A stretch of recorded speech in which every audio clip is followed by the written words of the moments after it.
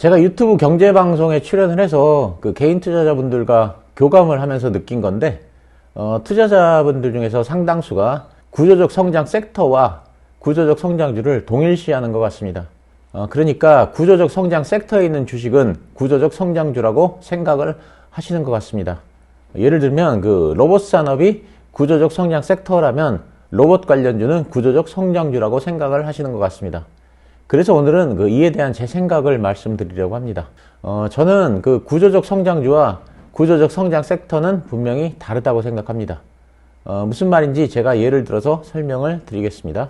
1990년대에 가장 유망한 구조적 성장 섹터는 단연 반도체일 것입니다. 그래서 누군가가 해안이 있어서 1980년대 말에 반도체 1등 기업에 장기 투자를 결심하고 반도체 1등 기업의 주식을 샀다고 가정해 보겠습니다. 그 당시 반도체 산업은 구조적 성장 섹터였습니다. 그러면 이 투자는 당연히 성공을 했을까요? 지금 그 화면에서 보시다시피 1989년 반도체 1등 기업은 일본의 NEC였습니다. 그래서 NEC 주식에 장기 투자를 했다고 가정을 해보겠습니다. 이건 잘된 투자일까요? 그렇지 않습니다. 반도체가 그 미래의 성장 산업이어서 반도체 산업이 구조적 성장을 한 건 맞습니다. 그렇지만 그 당시 반도체 분야의 1등이었던 NEC는 2차 반도체 치킨 게임 때 엘피다로 통합된 후 3차 치킨 게임 때 사실상 파산을 했고, 그래서 그 후에 미국의 마이크론에 흡수되어 버렸습니다. 세계 최고의 반도체 1등 기업인 NEC에 투자했다면 손실이 걷잡을 수 없이 커졌을 것입니다. NEC뿐 아니라 그 당시 10위 내에 있던 다른 기업들 중 다수가 업계에서 사라졌거나 존재감이 없어졌습니다. 대신에 그 당시에는 존재감이 없던 인텔이라든가 삼성전자, 퀄컴 같은 기업들이 2000년대 이후에 시장을 지배하기 시작했습니다. 그러니까 1980년대 말에 반도체는 구조적 성장 섹터였지만 거기에 속한 기업들은 구조적 성장주들이 아니었다는 것입니다. 왜 그런지에 대해서는 두 가지 관점에서 봐야 합니다. 첫째, 그 혁신산업의 초창기 1등 기업은 진짜 1등 기업으로 인정되기 어렵습니다. 아직 산업의 그 초창기이기 때문에 기업들 간의 기술 격차가 크지 않고 또 회사의 규모도 큰 차이가 나지 않습니다. 업력이 짧기 때문에 축적된 노하우나 데이터도 큰 차이가 없습니다. 그렇기 때문에 한두 번의 실수나 한두 번의 성과 때문에 기업의 승패가 의외로 쉽게 바뀝니다. 초창기 1등 기업이 한두 번의 사소한 실수만으로도 경쟁업체에게 곧바로 1등 자리를 내주고 낙오되는 경우가 의외로 많습니다. PC는 1990년대에 본격적으로 보급되기 시작했습니다. 그 당시 반도체 분야의 그 선두를 달리던 일본 기업들은 고품질 제품이 수요를 창출한다는 관점을 가지고 있었고, 그래서 고품질의 값비싼 반도체 제품을 생산했습니다. 그렇지만 반도체 산업을 막 시작했던 삼성전자의 그 이건희 회장은 시장이 필요로 하는 제품을 싸게 공급한다는 반대의 관점에서 시장에 접근했습니다. 일본 반도체 기업 경영진의 실수가 삼성전자에게 새로운 기회를 준 것입니다. 이렇게 그 산업의 초창기에는 경영진의 실수 하나 때문에 업계의 순위가 바뀌고는 합니다. 다른 예를 들어보겠습니다. 1990년대 말 인터넷 산업 초창기에 우리나라의 압도적 1위 포탈 기업은 다음 커뮤니케이션이었습니다. 그 당시 인터넷 검색 기업으로는 네이버, 엠파스, 라이코스, 야후 코리아 등 많은 후발주자들이 있었지만 어떤 기업도 다운 커뮤니케이션의 아성을 넘보지 못했습니다. 다운 커뮤니케이션이 코스닥에 상장을 했을 당시 주가가 두 달 만에 만원에서 40만원까지 무려 40배가 오를 정도로 인기가 있었습니다. 다운 커뮤니케이션이 인터넷 포털에서 승승장구 1위를 독주하자 경영진이 한 가지 이상한 결정을 했습니다. 이메일 서비스에 과금을 하겠다는 것이었습니다. 반대로 후발주자인 네이버는 지식인이라는 그 새로운 개념의 지식교류 서비스를 도입하여 큰 히트를 기록했습니다.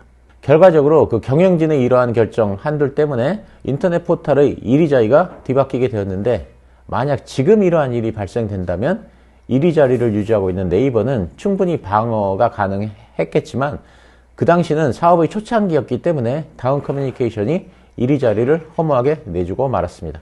구조적 성장 섹터 안의 주식이 꼭 구조적 성장주가 아닌 두 번째 이유는 경쟁 강도 때문입니다. 혁신 산업이 생겨나면 대개는 그 업을 영위하는 기업들이 우후죽순으로 생겨납니다. 그러면 빡센 경쟁이 불가피해집니다. 그래서 그 10중 8구는 그 치킨 게임으로 연결됩니다. 치킨 게임을 하는 동안에는 기업들의 손실이 눈덩이처럼 불어나고 그래서 주가가 하락합니다. 잘못하면 그 치킨 게임을 하는 동안 기업이 망하기도 합니다. 반도체의 경우 2007년 그 2차 치킨 게임을 벌이는 동안 주력 제품이던 512메가 제품이 6.8달러에서 0.5달러로 90% 이상 가격이 폭락했습니다. SK 하이닉스의 주가는 4만원짜리가 최저 135원까지 주가가 무려 99.7%가 떨어졌습니다. 그러니까 그 1980년대 말에 반도체는 구조적 성장 섹터였지만 거기에 속한 반도체 기업들은 구조적 성장주가 아니었고 2000년대 초에 인터넷은 구조적 성장 섹터였지만 거기에 속한 기업들은 구조적 성장주가 아니었습니다. 이런 그 혁신 산업의 기업들은 언제부터 구조적 성장주로 분류가 되냐 하면 확실히 1등 기업으로 자리 잡기 시작한 시점입니다. 그러니까 그 메모리 반도체의 경우 삼성전자가 확실히 1등 기업으로 자리를 잡기 시작한 시점부터 삼성전자는 구조적 성장주이고 네이버가 인터넷 검색에서 확실히 1등 기업으로 자리를 잡기 시작한 시점부터 네이버가 구조적 성장주입니다. 그러니까 그 혁신 산업에서 구조적 성장주에 투자를 한다는 의미는 이렇게 1등 기업이 가려진 후에 그 기업에 장기 투자를 하는 것을 말합니다. 삼성전자의 경우 메모리 반도체 1등 기업으로 자리를 잡은 후에야 삼성전자는 구조적 성장주가 된 것이고 네이버가 인터넷에서 1등 기업으로 자리를 잡은 후에야 비로소 네이버는 구조적 성장주가 된 것입니다. 그러니까 이때부터 이런 기업의 장기 투자에 들어가야 합니다. 그러면 이걸 로봇 산업에 대입해서 생각을 해보겠습니다. 로봇 산업은 이제 구조적 성장 섹터일까요? 그렇습니다. 저는 로봇 산업은 크게 성장할 구조적 성장 섹터라고 생각합니다. 그럼 로봇 기업들은 구조적 성장주일까요? 저는 아직은 아니라고 생각합니다. 왜냐하면 누가 승자가 되고 누가 패자가 될지 모르기 때문입니다. 로봇 산업은 앞으로 미래를 지배할 핵심 성장 산업입니다. 그래서 우리나라의 대기업은 물론이고 글로벌 기업들도 로봇 산업에 뛰어들고 있기 때문에 경쟁이 아주 심할 것입니다. 우리나라의 경우를 보면 삼성전자의 그 레인보우 로보틱스, 두산그룹의 두산 로보틱스가 있고 최근에 하나그룹이 산업용 협동 로봇 시장에 진출했습니다. LG전자의 로봇도 있고 현대차그룹의 로봇도 있습니다. 그리고 스문 강자 네이버도 있습니다. 많은 사람들이 그 네이버가 로봇의 강자인지 잘 모르는데 한양대 그 로봇공학과의 한재건 교수님에 의하면 우리나라에서 로봇 기술이 가장 발달하는 회사는 네이버라고 합니다. 단지 네이버에서 홍보를 하지 않을 뿐입니다. 글로벌하게는 일본 로봇 기술이 크게 발전했다는 건 알려진 사실입니다.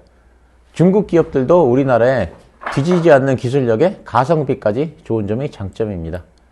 미국에는 또 테슬라와 같은 회사도 있습니다. 이렇게 그 쟁쟁한 국가들의 쟁쟁한 기업들이 로봇 시장에 뛰어들어 각축전을 벌이고 있습니다. 그러면 현 시점에서 어느 회사가 미래의 승자가 되고 어느 회사가 낙오자가 될지 알 수 있을까요? 당연히 모릅니다. 그렇다면 로봇이 구조적 성장 산업이라고 해서 로봇 기업 중에 하나에 장기 투자를 했는데 만약 그 회사가 경쟁에서 낙오되어 버리면 그 회사의 주가는 휴지 조각이 될 수도 있습니다. 그러니까 로봇 산업이 구조적 성장 산업인 건 맞지만 로봇 개개의 기업이 구조적 성장 기업은 아닌 것입니다. 앞으로 로봇 기업들은 치열한 경쟁을 거친 후 승자가 결정되는 시점이 있을 것입니다. 그러면 승자가 결정되는 시점에 1등 기업으로 인정을 받은 기업이 구조적 성장주가 되는 것이고 그때부터 그 주식에 장기 투자를 하면 성공 확률이 높습니다. 오늘은 제가 생각하는 구조적 성장주의 개념에 대해 설명을 드렸습니다. 참고로 제가 오늘 드린 말씀은 제가 새로 낸 책 성장주 패러다임에 나와 있는 내용입니다. 감사합니다.